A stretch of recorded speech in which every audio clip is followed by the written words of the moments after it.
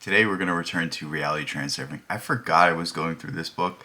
I feel like this happens to me every once in a while when I'm going through chapters of books. I will take about a month off and just completely forget what I was doing and completely forget the work that I was putting together because I feel like it's really fun to go through entire books with you guys. So here's to chapter 8. This is called Slides, and really the main point of this chapter is that we all kind of carry a certain lens in which we view the world. Think of somebody in your life that views the world through a political lens or a religious lens, or they see things through their perspective that you might not also see. And just recognize that we all to some degree carry this. We all to some degree have some sort of worldview we have to justify with our own eyes, and that's what this chapter is about. And this chapter is about replacing your slide with a better one, replacing your perspective, the way in which you view things, with a more positive, with a more open, with a more optimistic one. And that's, I really think that's one of the most important things we can do, because,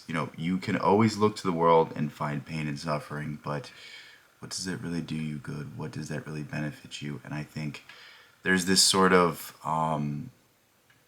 idea today, there's this sort of kind of perception today that a lot of people hold, and that honestly I would say most people hold, is that the world sucks, this is that you're never going to have a fair outlook. But again, what does this serve you? What benefit does this have to you? I've showed several times a video of Robert Anton Wilson saying, pessimists don't create businesses. Pessimists sit around and tell you why things won't work, whereas optimists are the ones that, regardless of the circumstances in front of them, they try. Regardless of the circumstances that, persist, they keep going, they keep pushing forward, they see the bright side in everything. And those are the people that are able to get closer to where they want to be, are able to get closer to the state that they actually want to be living in. And that's such an important idea, and that's what we're going to talk about here. So, chapter summary. Illusions are not the result of fantasy, but the perception of a different reality. Think about when somebody says something completely idiotic and you don't know how they can even justify it in their head. Well, just know that their perception, their slide, the way in which they view the world is giving them that sort of stimulus. Think about the craziest conspiracy nut you can even think of, where they don't even know if their left hand is their left hand or is it actually their right hand. Like, I'm trying to think of something really stupid, but like, you know what I'm saying. The person that thinks everything is this grand conspiracy, I guess you could call me this as well. But to a certain degree, it's, it is what it is. People present in the material world. People present in the material world. I guess I can't read today. People present in the material world are capable of perceiving other realities. Again, this is, if you're a Christian, you're going to see the world through a Christian lens. If you're atheist or agnostic, you're going to see it through that sort of lens. If you perceive things in a certain way, it might not be wrong. It just, you have a different experience than other people. And this is just a natural phenomenon of psychology. Vadim Zeland is taking this in a mystical lens, but you could purely make this about the physical representations that we all bring into our mind. Inner conviction can distort. Wow, I really can't read. This is bad. You guys are finding out in real time I have a channel devoted to books, and I can't read it at all. The truth's finally coming out.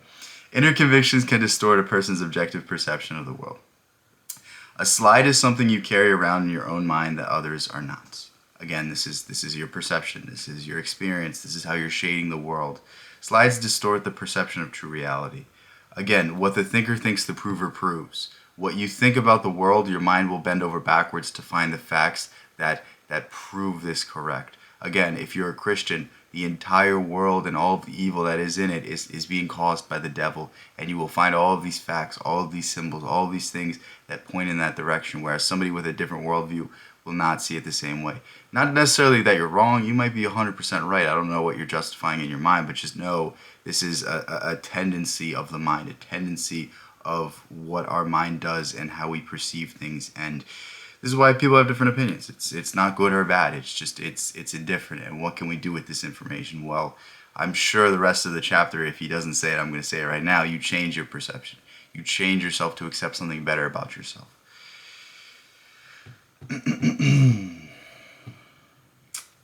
People have a tendency to hang their projections on others around them. I have a really good example of this. Is I have a friend that he like tries to psychoanalyze people, but like he doesn't really like he only sees it through his own perspective. So he's wrong a lot of times. Like he'll be like, "Oh, I thought you did this because this." Is like, no, like where'd you even get that from? He's like, "Oh, because of this," and I'm like, do you even know me? Like he's coming to all these conclusions from random places, and you're just like, I don't know if that's true, man. I don't really trust that perception. I don't really trust that intuition, but you know, you do you, man. Importance lies at the foundation of all slides. As soon as importance disappears, the slide ceases to exist. And again, this is the idea that is repeated throughout this book, is that when you put importance on things, then it distorts what you actually what you're actually looking for. And what I mean by this is, if you have to see the world through a Christian lens, then it makes it about supporting the dogma, makes it about supporting the church, it makes it about all of these things, and it just kind of takes you away from the true essence of things. It's like you're being a good person because you're afraid of God versus being a good person because you want to be a good Christian. It's somewhat backwards, and it somewhat inverts our intentions. Outer intention gradually but consistently realizes the content of the slide. Stop battling with yourself and switch your attention from the negative to the positive. Stop battling with yourself and switch your attention from the negative to the positive. You cannot think your way out of a negative thought cycle. You cannot think your way out of negative thoughts. If you're constantly dwelling on things, if you're constantly, focusing on the wrong, what I want you to do right now, literally pause this video, click off, whatever you have to do, but like get out a sheet of paper and write down 10 things you're thankful for if you're in a bad mood. And if you did that, you learned all you could ever learn from me, and that is the most important thing I'll ever teach you. So please never come back, because it's all downhill from here. That's really the most important thing I can teach you, is that you cannot think your way out of thinking. You can only think your way out of a bad thought by replacing it with a good one. Try not to think of $100 bill. That's the old Neville Goddard trick. You just did. You just thought of $100 bill. Even in me saying don't do something, you did it. So you're thinking, oh, I can't do this because of this. I can't do this because of this. I really need to focus on the positive. Well, you're not going to ever do anything except think yourself into a hole. Whereas if you just simply replace that negative thought with something more positive, bring yourself to a better state. When you find yourself stressed out, remove yourself from that situation just for 10 minutes, just for 20 minutes. Go clean your room, go do your laundry. Go on a walk around your neighborhood. Just remove yourself from the situation for 10, 15 minutes. And when you return, you will realize that you're not in that same cycle of thoughts. You'll realize that you have completely replaced your ideations. And it's such an important thing to start understanding. It's such an important thing to start, applying into your life. And if you could really constantly do this and consistently do this, I think you're really on your path to transforming who you are. Create a positive slide that is pleasing both to your heart and mind. Look at your slide more often, each time embellishing it with more detail. Again, how do you choose to view the world? So you could say, I view the world in that I work hard and I am rewarded more than I really should be for my work, and I am really benefiting people and I'm really helping the people around me. And I just gave you a really holistic lens to look through it. It might not be the one that you want, but that's a really simple one, is that I work really hard, I love my work, and my work benefits people. That's a really simple one. And once you start viewing the world in that way, you'll start seeing the instances that this is true. You'll start seeing the people that you help. You'll notice people are thanking you more than they ever do. You'll realize that the people in your life appreciate you, whereas if you view the world in a different lens, you would see things differently. And that's why optimism, that's why positive thinking is so important, because it simply just shifts the entire world we live in. Nothing changes except your own mind, but in fact, that is the most drastic change you can make. Never portray an image in your slide that is copied from another person. You will never receive anything that does not trigger your will to have. Allow yourself the luxury of deserving the absolute best.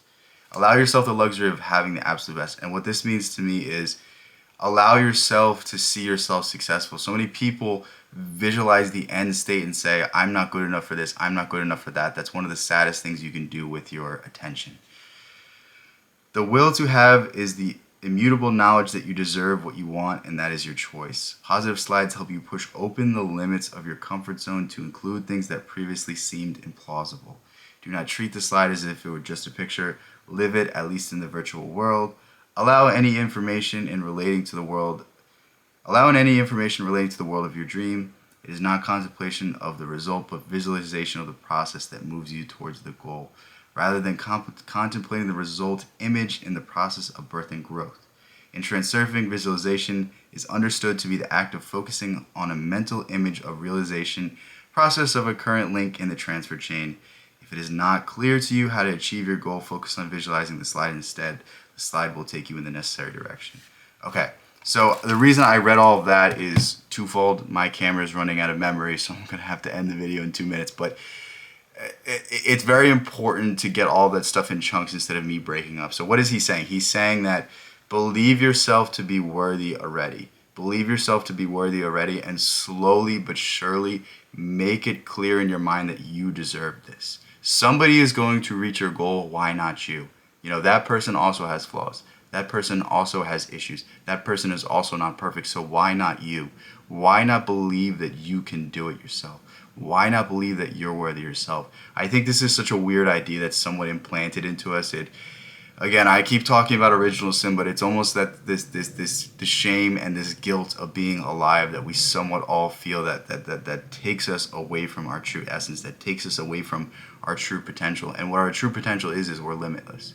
We can do anything we set our minds to, and all it takes is first having the idea, having that conviction, and not being discouraged by the outside results. Stop worrying so much about the damn results.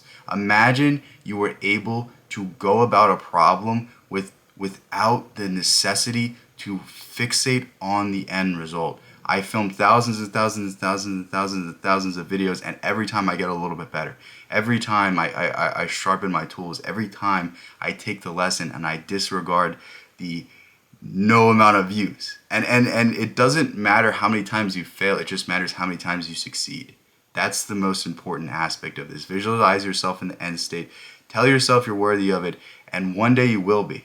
But it's all about moving yourself in that direction. It's all about pulling yourself into thinking that you're capable of doing it through experience. And really what I'm trying to say is if you tell yourself you're not good enough, you're not going to be good enough. But if you have the idea that you can do it, it doesn't matter if you can do it right now. It doesn't matter when you'll be able to do it. But if you just pursue this path and you don't fall victim to your own thoughts, then you will eventually be in the place where you can do it. And it all starts with visualization.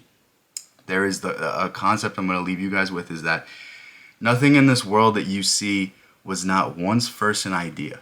So this is the process of turning your dreams into a reality. You have to have the conviction. You have to see so clearly in your mind that idea, that dream, that goal, that thing you want to achieve. And then you have to carry it out.